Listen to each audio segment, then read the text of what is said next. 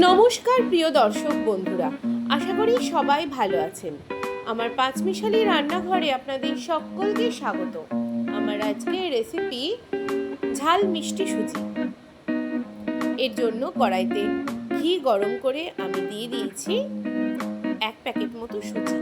সুজিটা একটু লাল করে ভেজে নিয়ে তাতে দিয়ে দিয়েছি পরিমাণ মতো জল।